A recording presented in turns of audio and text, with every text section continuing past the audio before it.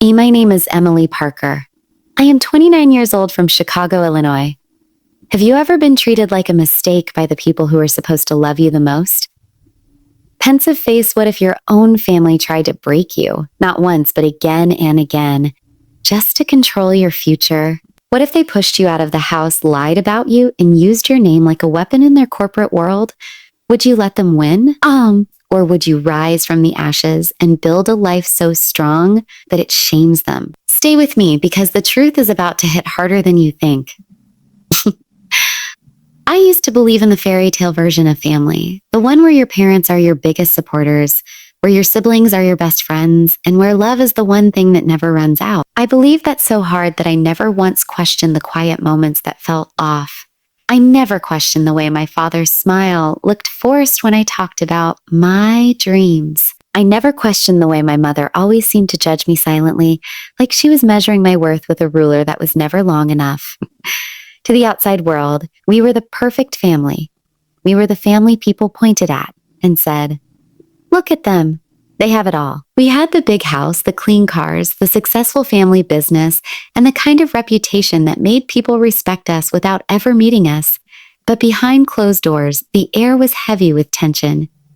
Like there was a storm coming and nobody wanted to admit it. I remember the first time I realized something was wrong. It wasn't a dramatic fight or a screaming match. It was something much more subtle. It was the way my mother looked at me when I said I wanted to go to college out of state. She didn't say no. She didn't even raise her voice. She simply smiled, and that smile was so fake it felt like a mask. "You're not thinking clearly," she said softly. "Why would you leave? Everything you need is here." It was about them wanting to keep me close enough to manage, close enough to monitor, close enough to use. At first, I tried to convince myself it was normal.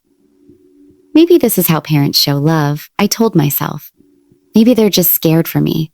Maybe I'm overreacting. But the truth is, the more I tried to fit into their idea of a normal, the more I felt myself shrinking.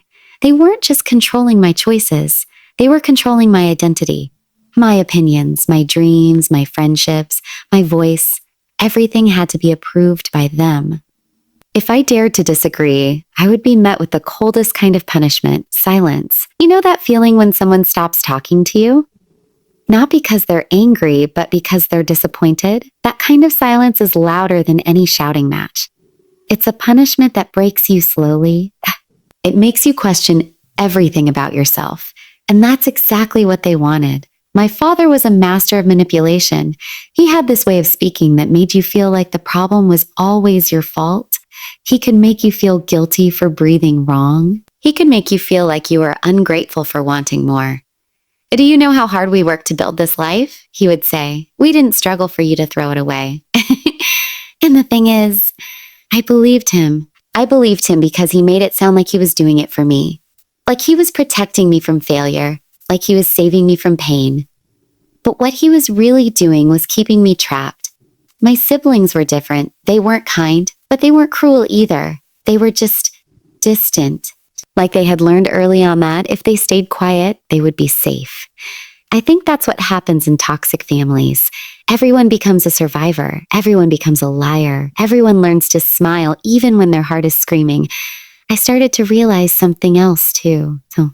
My parents didn't just control me. They controlled my image. They controlled what people saw. They controlled what people thought. And the worst part was they were good at it. At family events, my mother would talk about me like I was her greatest success. She would brag about my grades, my manners, my potential. But the moment we were alone, the tone would change.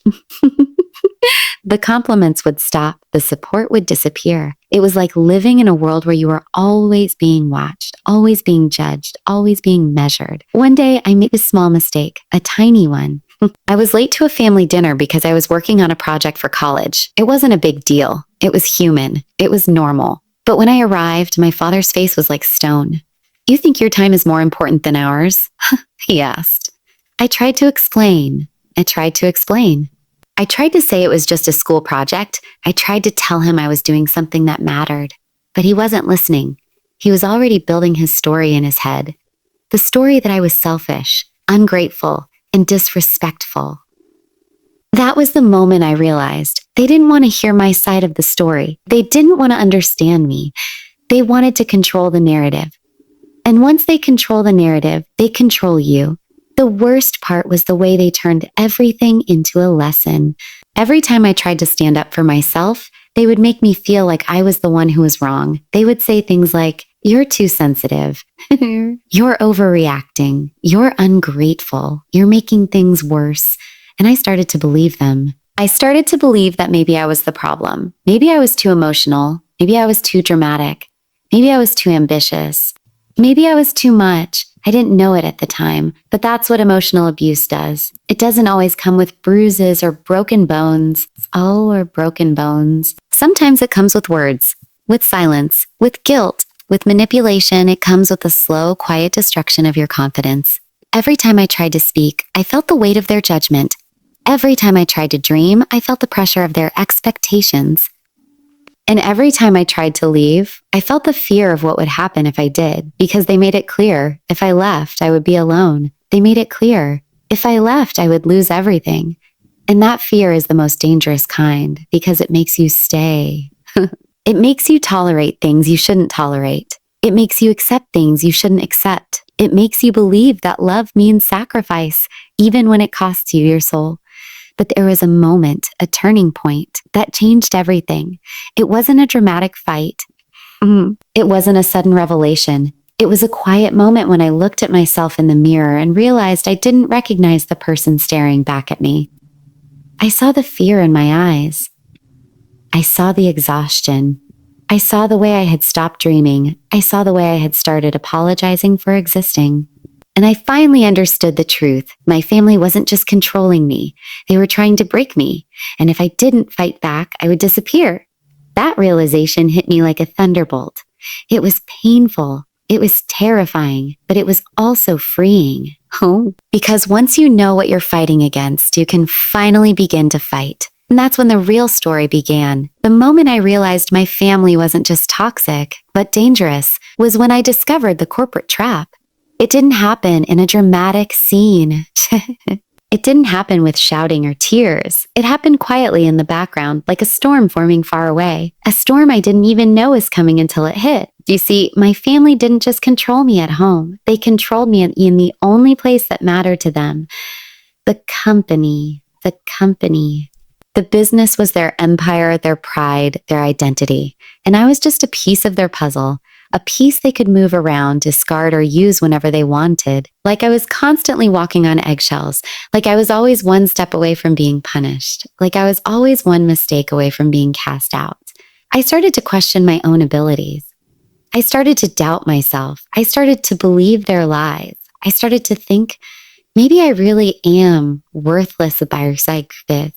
And that's the dangerous part of a corporate trap. It doesn't just control your job. It controls your mind, controls your self-worth. It controls your future. But I wasn't ready to give up. I wasn't ready to give up. I wasn't ready to let them win. So I began to fight back. Not with anger. Not with violence. With strategy. I started documenting everything. I kept notes. I saved emails. I recorded conversations. I started building proof of their manipulation, their lies, and their control. Because I knew something. I knew that when they finally tried to break me completely, I would need evidence. I would need proof that I wasn't crazy. I would need proof that I wasn't the problem. And that's when I realized the most terrifying part of all. They weren't just controlling me. They were trying to ruin me. They were trying to destroy my reputation. They were trying to make me look incompetent. They were trying to make sure nobody would ever believe me if I spoke out. They were trying to isolate me. Because the truth is, when a family uses a company as a weapon, they don't just attack your emotions. They attack your future. They attack your ability to survive. They attack your stability. They attack your stability. They attack your dignity. And they do it with a smile. They do it like it's normal. They do it like it's love. But it's not love. It's control. It's manipulation. It's a trap. And it's one of the most dangerous traps you can fall into because it makes you doubt yourself until you no longer know who you are. The moment my family betrayed me for the last time, I felt a cold, heavy silence settle inside my chest. It wasn't the kind of betrayal you can easily explain to someone. It wasn't a fight or a betrayal over money or a sudden argument. It was worse. It was the kind of betrayal that makes you realize you were never safe, even in your own home. I had always believed that family meant safety. Family meant love. Family meant protection. But the truth is, sometimes family means something else. Sometimes family means control. Sometimes family means using you like a pawn in their own game. And when they turned against me, it wasn't just emotional. It was strategic. It was calculated. It was planned. I remember the day clearly. It was like the air had a different temperature, like the room itself knew something terrible was about to happen. I had been working late at the company, trying to prove myself, trying to survive. I had been doing everything they asked, trying to stay in their good graces. I had been careful, quiet, respectful, obedient. And then out of nowhere, my father called me into his office. When I entered, I saw the look on his face. Not anger, not sadness, not disappointment. A look that was worse. The look of someone who has already decided your fate. He didn't even stand up. He just pointed to the chair and said, "Sit." My heart started pounding. I sat. And then he said something that made my blood run cold. And cold. Oh, we're doing what's best for the family. I nodded, trying to understand what he meant. He continued, "We've decided that it's time for you to leave." Leave? I didn't understand. "What do you mean leave?" I asked, confused. My mother walked in like she was a part of the decision too. She stood behind my father, her face calm, almost proud, like she was delivering a verdict. "We can't have you here anymore," she said. "They're causing problems." I felt my throat tighten. Problems? What problems? My father leaned forward, his voice low and steady. "You've been disrespectful. You've been acting like you know better. You've been embarrassing us." I couldn't believe what I was hearing. I tried to explain. I tried to tell them that I was only trying to do my job, that I was only trying to be a part of the company, that I was only trying to live my life. But they weren't listening because they had already made their decision. And that decision was final. They didn't just tell me to leave the company. They told me to leave the house. They told me I was no longer welcome. They told me I was no longer part of the family. It wasn't just rejection. It was a complete erasure. I remember standing there, frozen, as the words hit me like a punch to the gut. I couldn't breathe. I couldn't breathe. I couldn't move. I couldn't understand how the people who raised me could say those things to me like it was normal. My mother's voice broke the silence. "You're going to pack your things," she said calmly, "and you're going to leave. If you don't leave, we will call the police." I remember thinking, is this real? Is this actually happening? I felt like I was in a nightmare. I tried to reach for my phone. I tried to call someone, anyone. But my father stood up and took it from my hand like I was a child. "You're not going anywhere," he said, "and not until you've learned your lesson." I was shaking. I was terrified. I didn't know what to do. I didn't know where to go. I didn't know who to trust. And then the final blow came. My siblings, who I thought were my allies, stood in the doorway.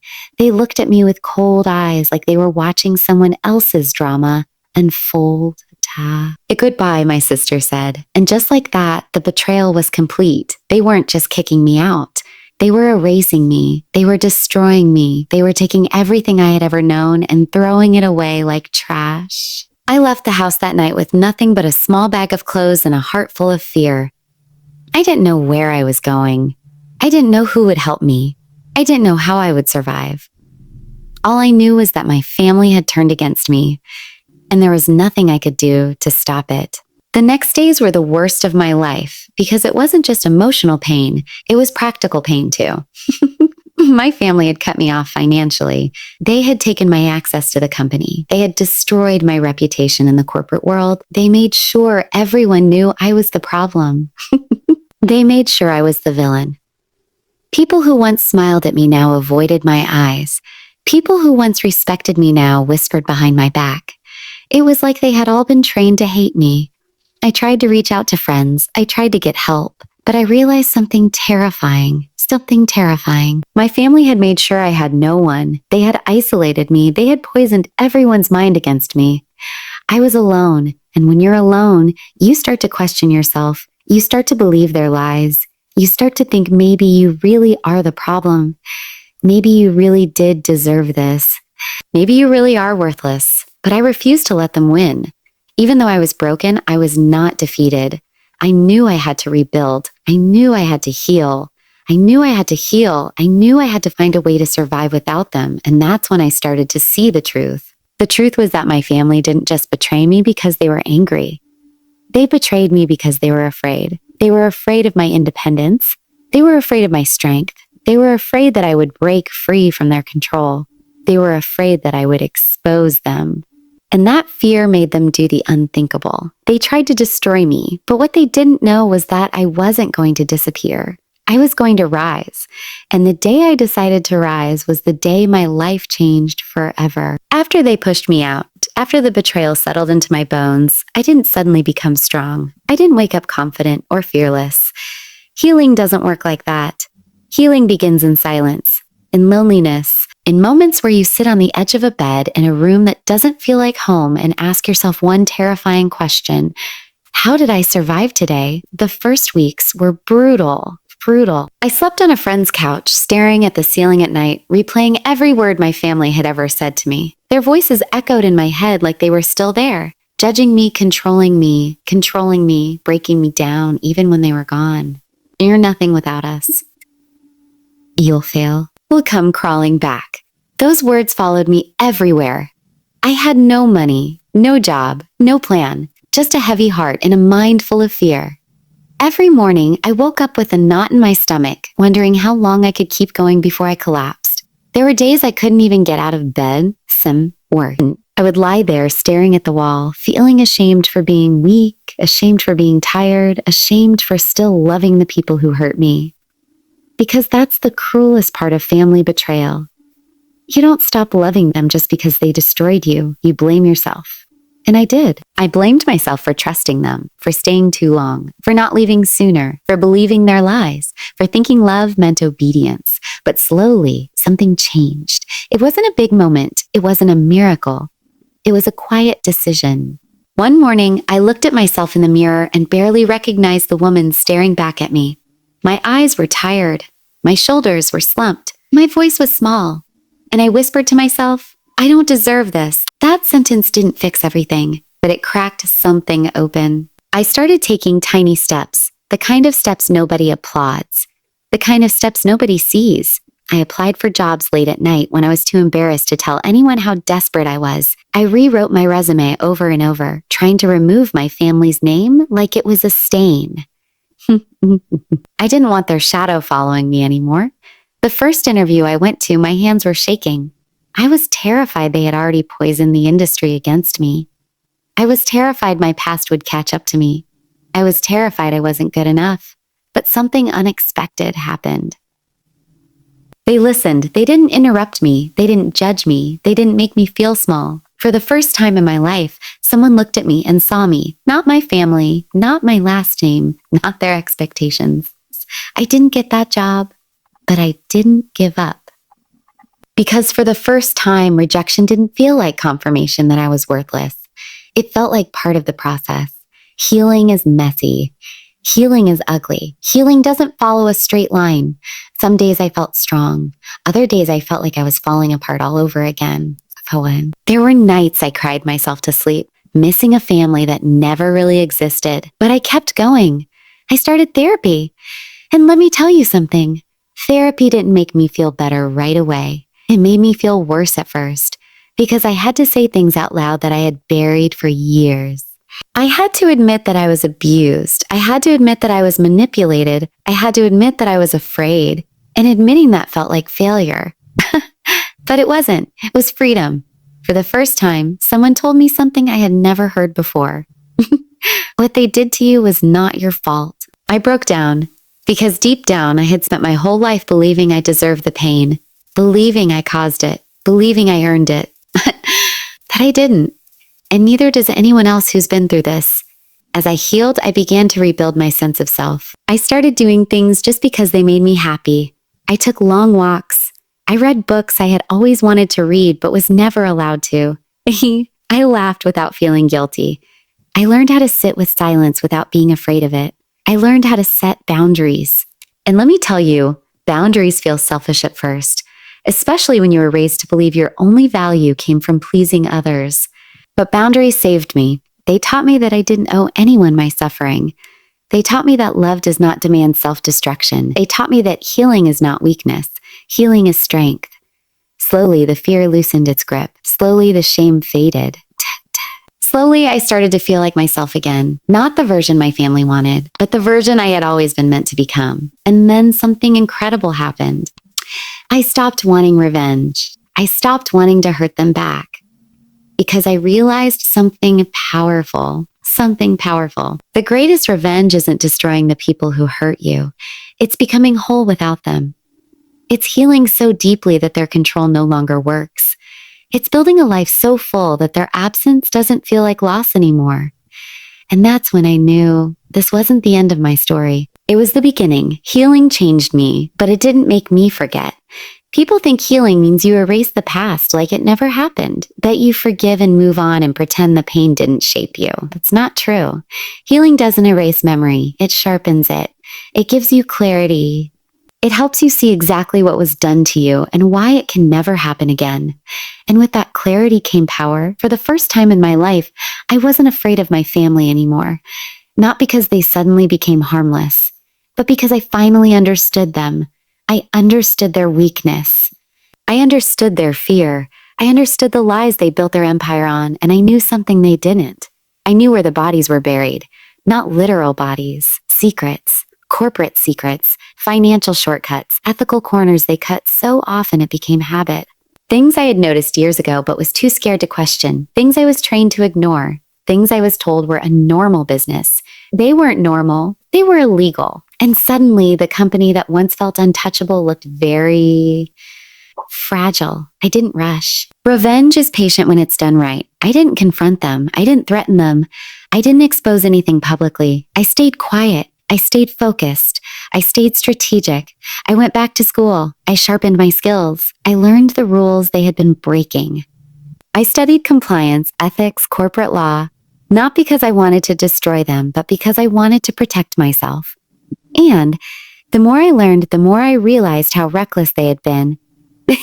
They thought power made them invisible. It didn't. It made them careless. I built a new career under a different name. I avoided their industry at first, then slowly worked my way back in. Quietly, professionally, invisibly, I earned trust the right way. I built a reputation they couldn't touch. And then the moment came, the moment they never saw coming. A former employee reached out to me, someone who had also been discarded, someone who had also been blamed, someone who had also been silenced. They were scared, they were shaking, but they had documents that confirmed everything I already knew. And that's when I realized something powerful. I wasn't alone. I never was. I connected the dots. I cross-checked the evidence. I verified everything. I made sure the truth was bulletproof. Because when you expose a powerful family, you don't get second chances. One mistake, and they destroy you. But I didn't make a mistake. I handed the evidence to the right people. Regulators, auditors, lawyers, people who don't care about family names, only facts. And then I stepped back. I didn't watch the explosion in real time. I didn't need to, because I knew what was coming. The investigation was quiet at first, subtle, silent, just like the way they destroyed me. Then one morning, my phone started buzzing. Emails, messages, calls. The company was under investigation. Contracts were frozen. Accounts were flagged. Partners were pulling out. And suddenly, the family that once controlled everything had no control at all. I didn't celebrate. I didn't smile. I just sat there in silence, breathing for the first time in years. Because this wasn't about revenge fueled by anger. This was justice fueled by truth. Their empire crumbled not because I attacked them, but because they attacked themselves for years, and I simply stopped protecting them. The headlines came later, the resignations, the lawsuits, the public statements filled with lies and excuses and blame. They blamed employees. They blamed competitors. They blamed misunderstandings, but they never blamed me because they couldn't. Admitting my role would mean admitting they were wrong about me. And that was the one thing they could never do. They never contacted me, not to apologize, not to explain, not to beg. And that silence was everything because for the first time, they were the ones afraid. Afraid of what I might say, afraid of what I might still know, afraid of someone they once tried to erase. I didn't take their money. I didn't take their house. I didn't take their name. I took something far more valuable, their power. And in the end, I walked away. Not broken, not angry, not seeking validation. I walked away healed. I built a life they could never control. They tried to break me. Instead, they created the one person who could end them. And the truth is, I didn't win because I destroyed them. I won because I survived them. If this story touched something inside you, don't scroll away. Someone out there is living this pain right now, thinking they're alone, and your support might be the reason they keep going. Like this video if you believe healing is the strongest form of revenge. Subscribe to this channel if you want real stories about strength, survival, and silent comebacks. And comment below if you've ever been underestimated. Your story matters more than you think, because sometimes the people who tried to break us are the same people who end up watching us rise.